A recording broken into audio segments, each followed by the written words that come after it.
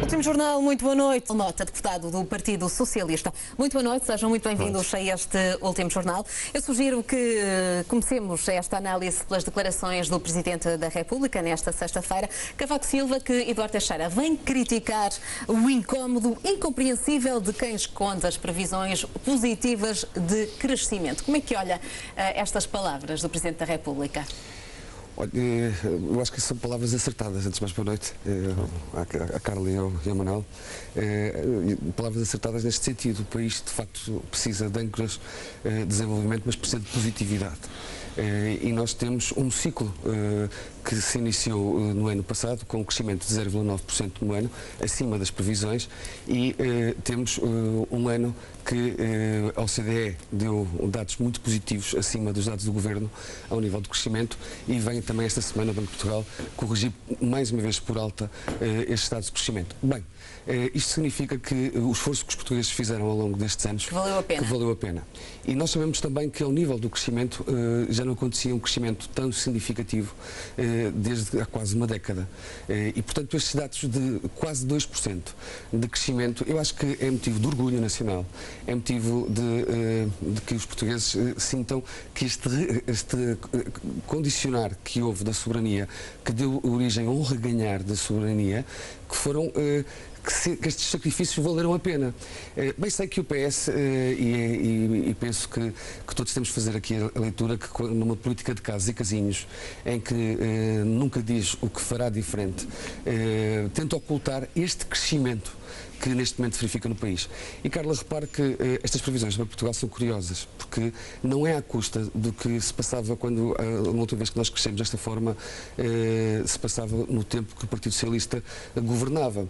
É que nós crescíamos na época, e quando crescemos foi porque se gastou, o setor público teve gastos em demasia. E se virmos esta decomposição deste PIB, mesmo a crescer desta forma, que seja 1,6, que seja 1,8, que seja 2%, vamos ser prudentes e pensar que seja 1,6, mas tudo leva a crer que seja mesmo 2%. É que os gastos públicos continuam a crescer. E este é o sinal claro de que as medidas que foram feitas estão a surtir efeitos, mas as exportações estão alavancadas, a economia está a crescer de forma exponencial, e o Presidente da República, no contexto que fez esta afirmação, perante as empresas que deram um contributo, e então um contributo muito importante para o crescimento pela via das exportações, nós somos um país que faz coisas bem feitas, que produz bem, que é apreciado lá fora, que tem competitividade, que tem uma afirmação, e nós temos que puxar para este país.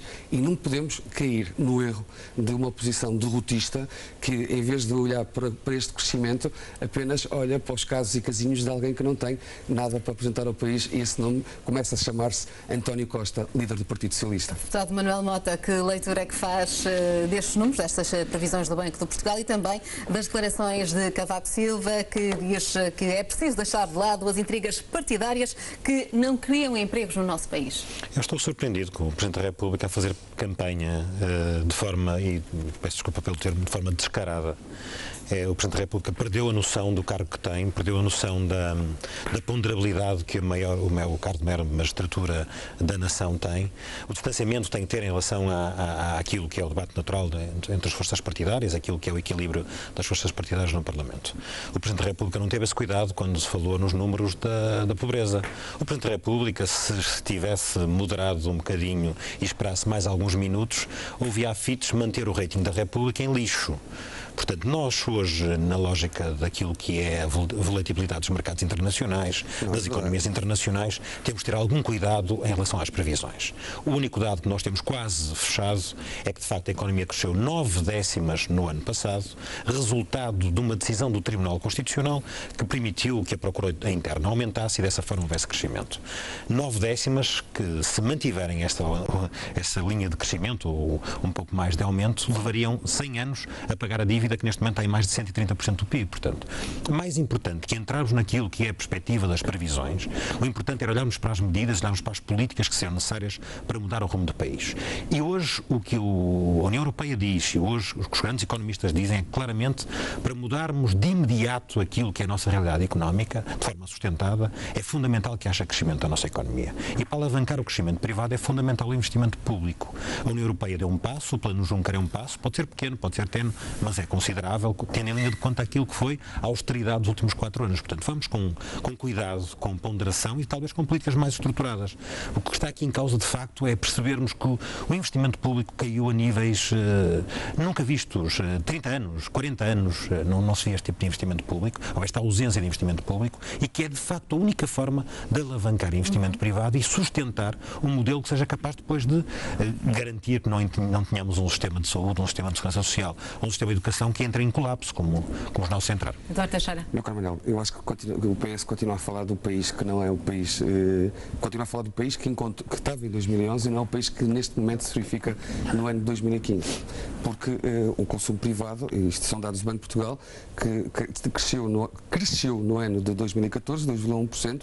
A perspectiva do Banco de Portugal é que o crescimento seja 2,4% para 2015 e continua a crescer não tão acentuadamente, 1,7% em 2016, mas quando a economia atinge e passa aos 2%. Estes são os dados que o Banco de Portugal nos deu a conhecer hoje e que nós conhecemos e, portanto, também conhecemos a certeza de 2014. E, portanto, tudo o que o Partido Socialista diz em matéria de consumo privado é uma falácia. Não fala deste país. Então, país que nós hoje acabas de confirmar com esses dados que o aumento da economia tem provado o crescimento da procura interna, ou seja, do consumo privado. Sabes o que é que aconteceu? Porque o Tribunal Constitucional considerou inconstitucional as decisões do Orçamento de Estado. Manuel Mota, não consigo ouvir os dois ao mesmo tempo. Se temos o Presidente da República, que foi ao Minho, onde nós dois somos oriundos, homenagear empresas que têm feito um trabalho notável. Eu conheço bem. Ao nível do têxtil, ao nível de outros setores, mas são alavancas importantes no crescimento da economia e também no emprego. Estamos de acordo. E se este Presidente da República fala ciente com os dados do Banco de Portugal, mas com a verdade também da OCDE, que é um organismo muito importante, em que as exportações dão um passo de gigante nestes anos de grande dificuldade do país. Não crescem como eu acho que o Partido Socialista tem que dar o passo a terceira vez. Não vamos dar. A verdade é que as palavras o quadro que o Eduardo pegou confirma aquilo que eu disse, ou seja, a economia cresceu no ano anterior devido à procura interna. Não cresceu porque houve a procura interna, Eduardo, procura interna, consumo interno. Só aconteceu porque o Tribunal Constitucional considerou inconstitucional um conjunto de medidas do Orçamento de Estado da maioria. Esta é a primeira questão. Mas o que preocupa, e vamos às questões do Presidente da República, vamos analisar a importância que têm as declarações do Presidente da República. Durante 3 anos este Presidente da República esteve calado perante aquilo que foi o maior ataque à mera austeridade perpetrada pela vossa decisão de continuidade do memorando, ou ir para além do memorando da Troika e para aquilo que foram as decisões da União Europeia. Então, um Primeiro-Ministro, um Presidente da República que esteve calado durante 3 anos perante o sofrimento do seu povo, vem agora dizer que a comunicação social, não foi que o Partido Socialista, como deves compreender, foi que a comunicação social não estava a dar o alarido ao suposto aumento significativo, ao crescimento significativo do PIB. Naturalmente, o que nós temos que olhar é para a realidade dos dias que correm.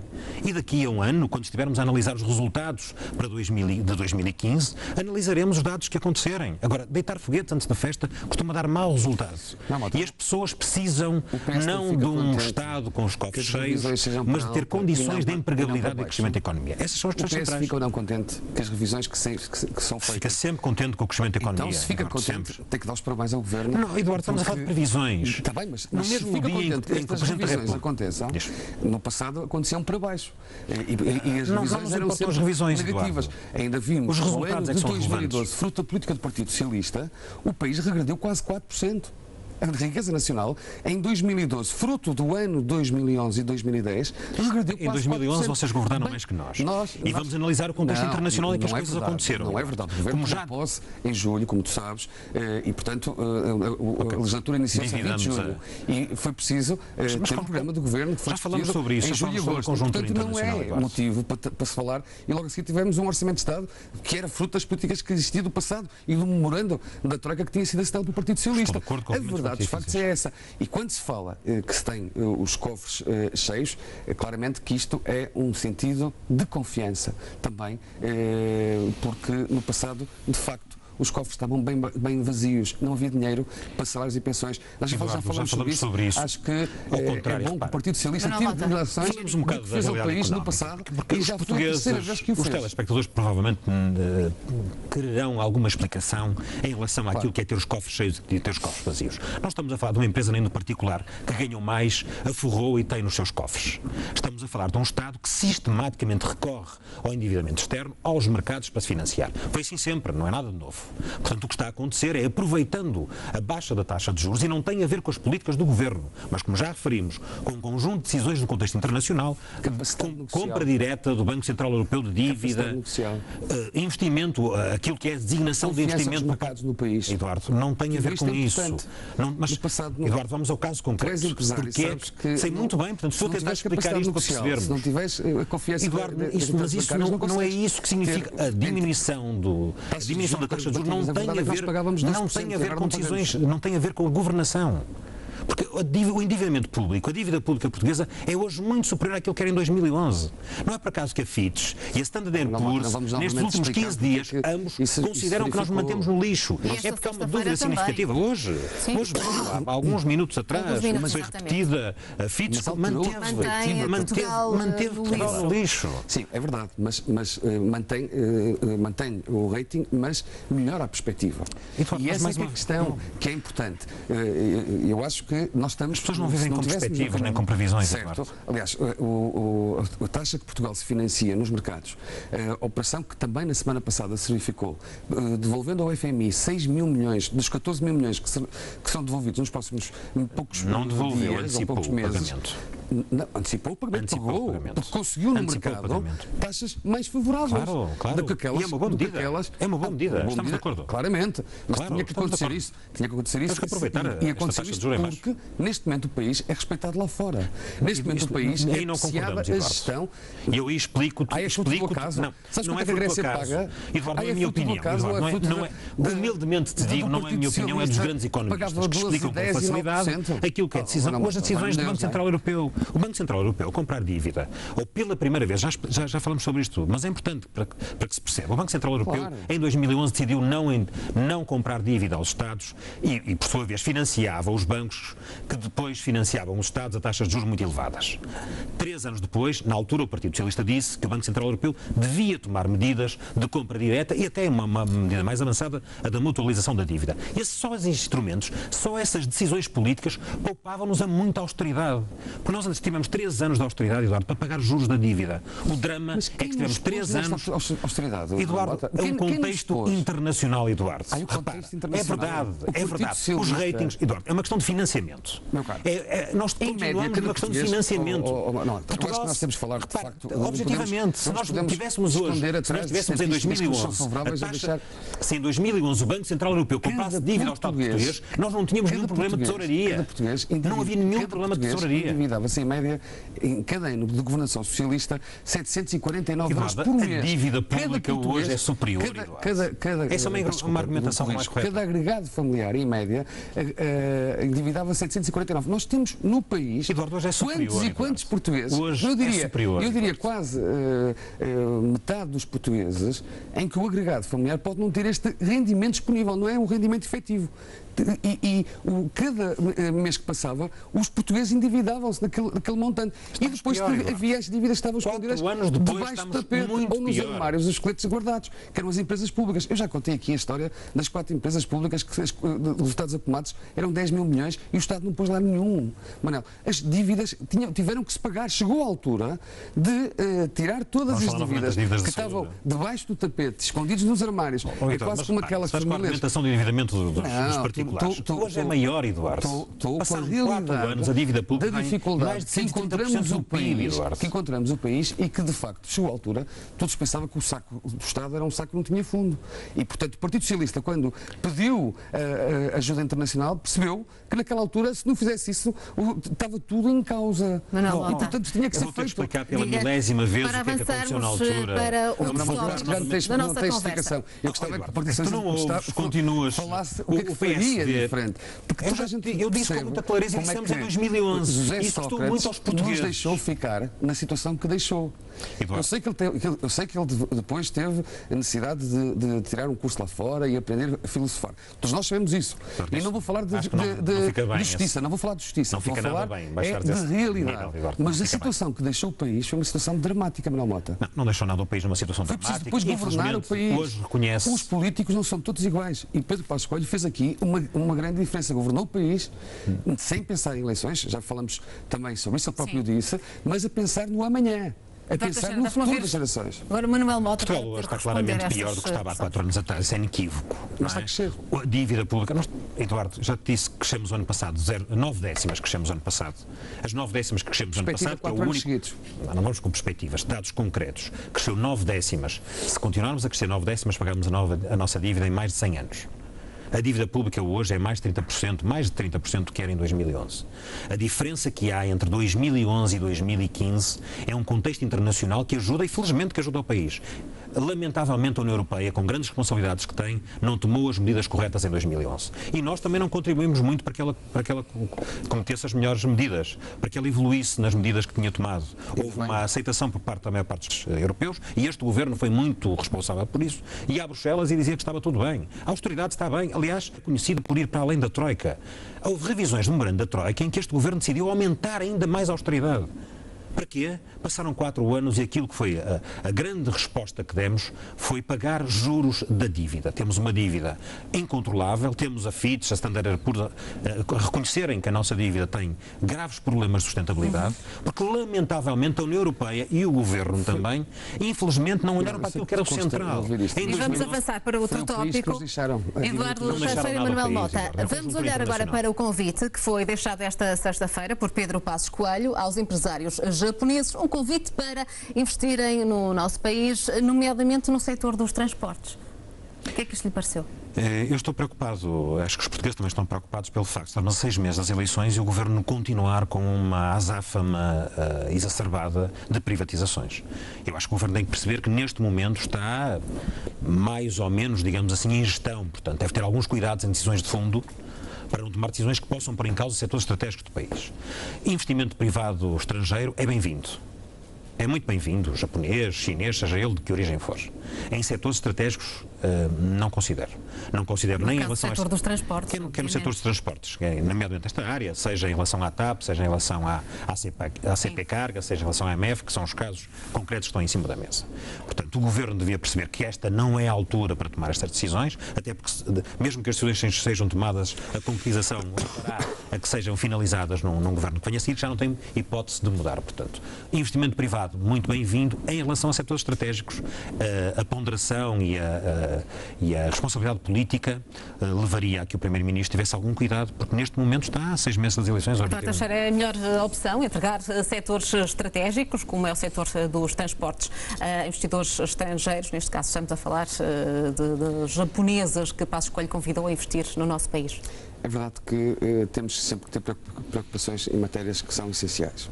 Mas também é verdade que só passou essa parte do que o Primeiro-Ministro disse.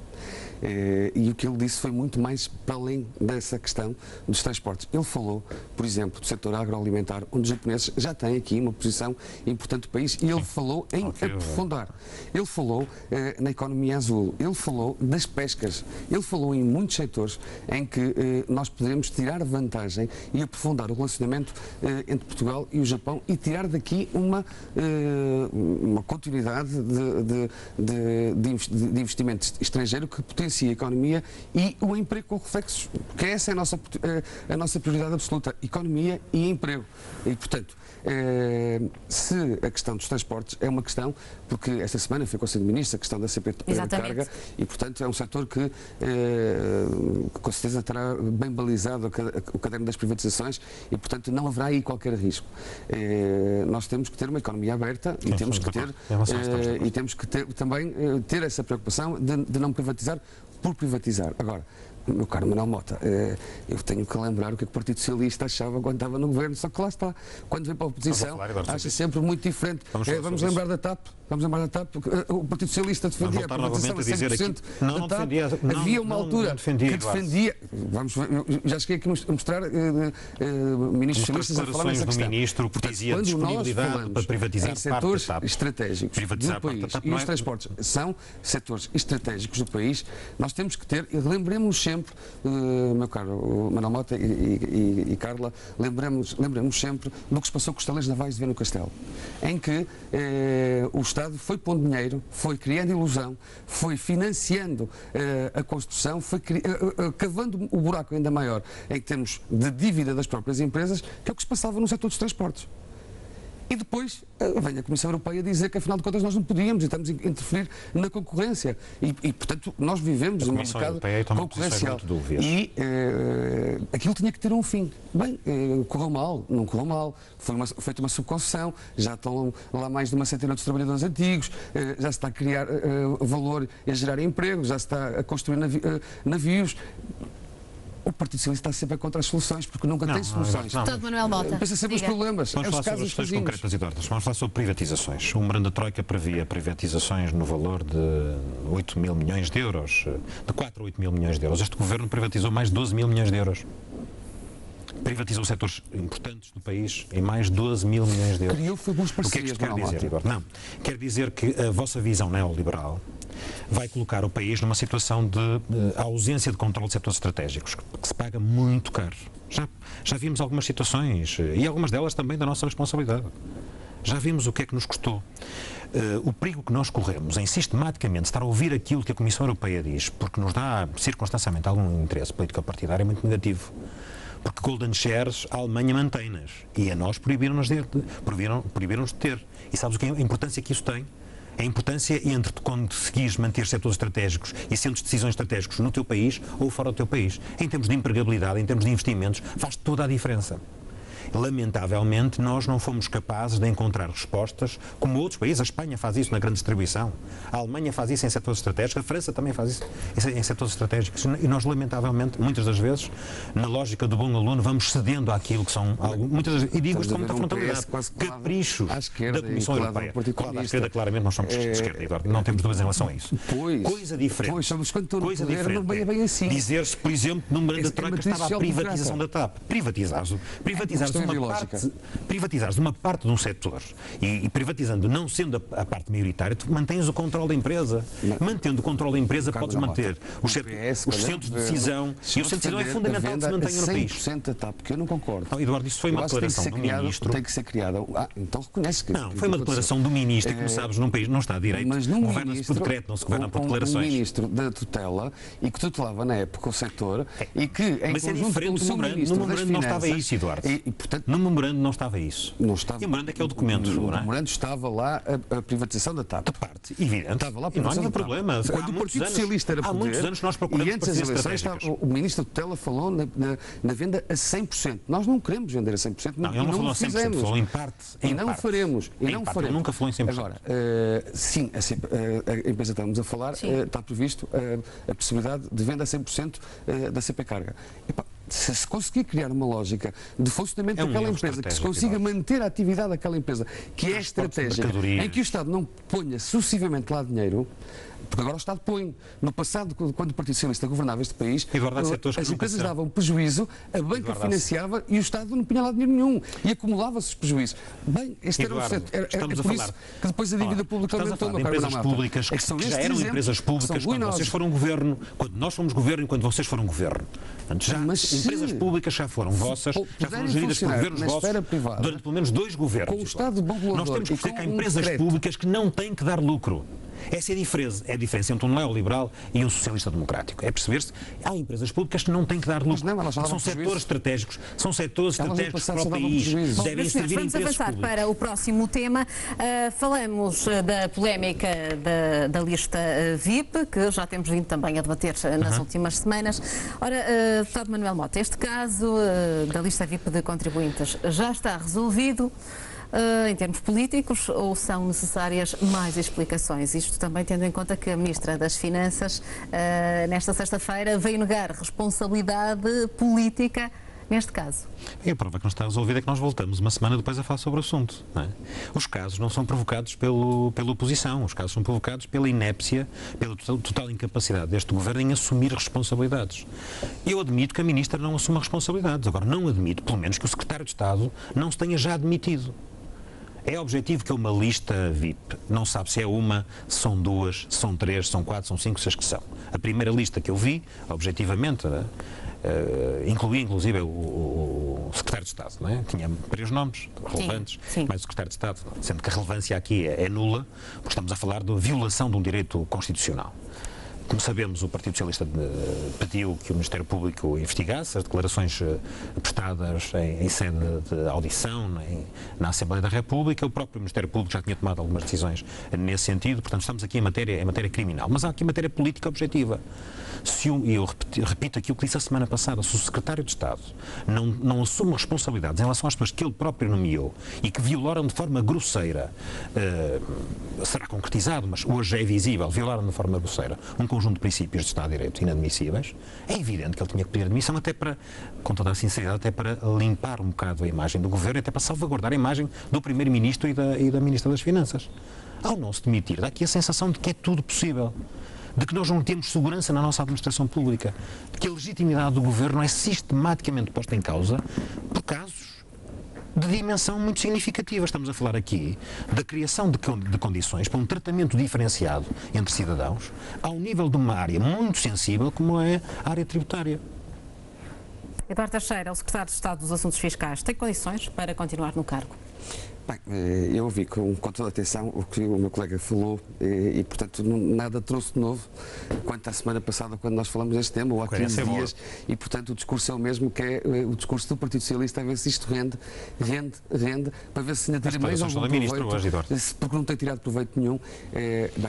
A Sra. Ministra hoje disse uma coisa que eu concordo a 100%.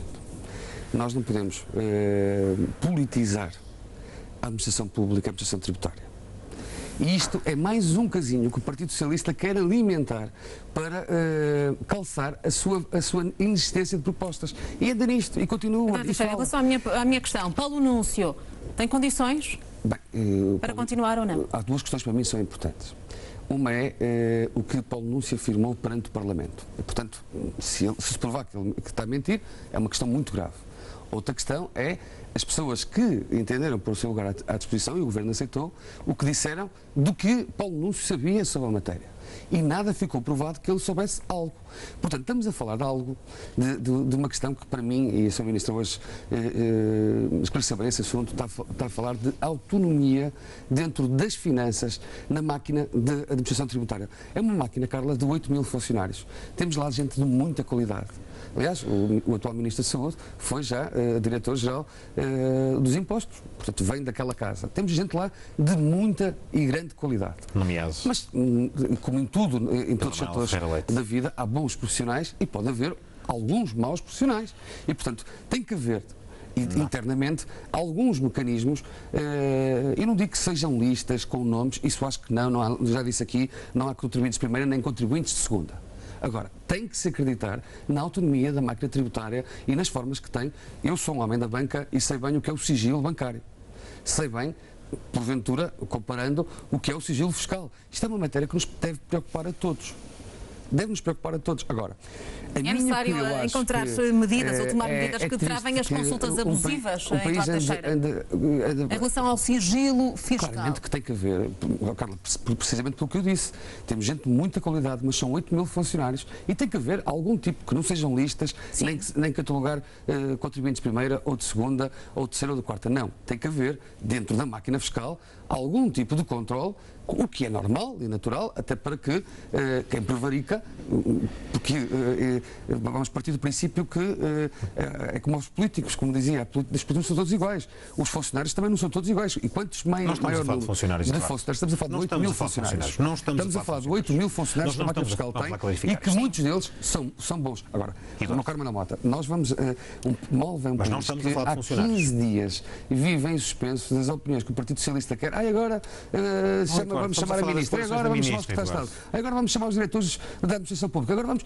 Quer dizer, mas a verdade é que o assunto não morreu e tem saído declarações por parte do Governo a conta-gotas. Esta sexta-feira foi a Ministra das Finanças. Estamos a falar do secretário de Estado com a função que tem e a importância que tem dentro do Governo, sim, que tutela os assuntos fiscais. Se provar que há algum tipo de ocultação ou que não falou a verdade, que eu duvido, e portanto o Governo tem todas o Primeiro-Ministro já disse que mantém a confiança, claramente até prova em contrário. Agora, ele neste momento, eu entendo que a máquina fiscal tem que ter os seus meios de funcionamento.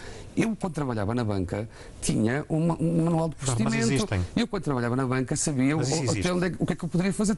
Tinha competências delegadas e, portanto, eu que ainda sou bancário, apesar de ter atividade suspensa e sou diretor bancário, sei bem a sensibilidade desta matéria. Sim. Vamos clarificar isto. Isto não tem a ver com funcionários.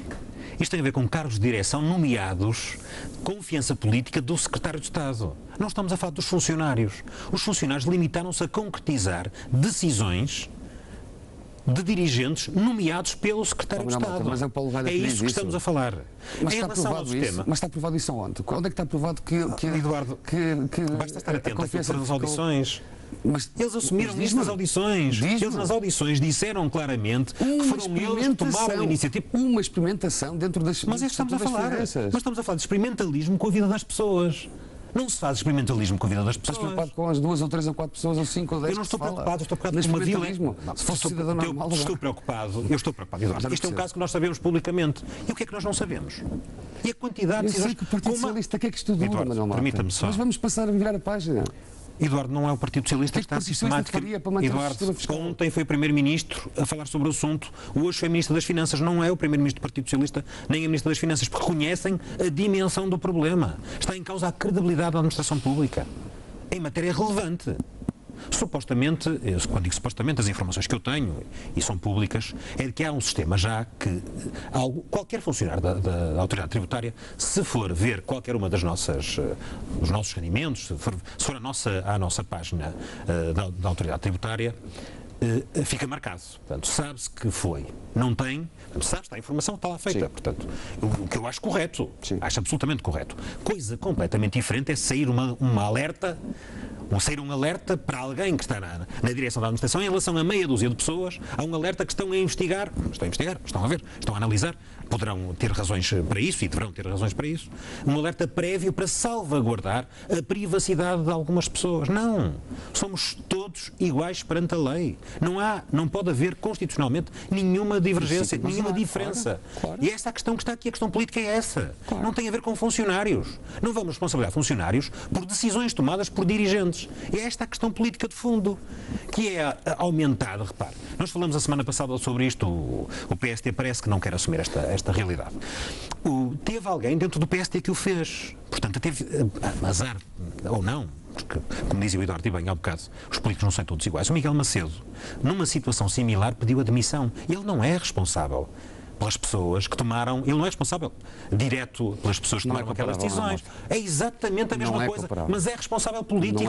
Da mesma forma que o Jorge Coelho se demitiu quando a Ponte Vento Rios caiu. Provado que os diretores não têm nenhuma responsabilidade em relação àquela... Eles estavam a criar mecanismos. Foram os dois à Assembleia da República. Temos de ter cuidado com o que eles admitiram que foram eles que tomaram a iniciativa. Não estavam a fazer determinações, não estava a ser aplicado. Foram eles que tomaram a decisão de criar um sistema ou de testar um sistema. E não se pode testar um sistema com pessoas... Eduardo, sabes tão bem como este tipo de casos para que... O Primeiro-Ministro e a Ministra das Finanças não são do Partido Socialista. Mas não pode ser. Nós sabemos muito bem... A política dos casos sabemos muito bem que é possível fazer testes. Vou-te falar como professor. Sabes muito bem, podemos fazer testes. Nós podemos fazer testes em casos sem pessoas em concreto. Eduardo, o António Costa não está a arrancar. Está a 10% de distância do Partido Socialista. Mas vamos ao concreto. As sondagens também não preocupam muito. vossas sondagens, nós temos as nossas. Não são nossas, São as vossas são as do sondagens. Expresso, Não, mas vamos ao concreto, Eduardo. De facto, não a queiras António fugir. Costa Vamos ao concreto. não tem melhor Eduardo, vamos ao resultado que concreto. teria António José Deixa-me só terminar-te isto. No Deixa-me plano de só eleições, não é Só nessa para terminar. As pessoas vão É que é ganhar possível fazer eleições. testes, é possível fazer testes sem haver pessoas em concreto.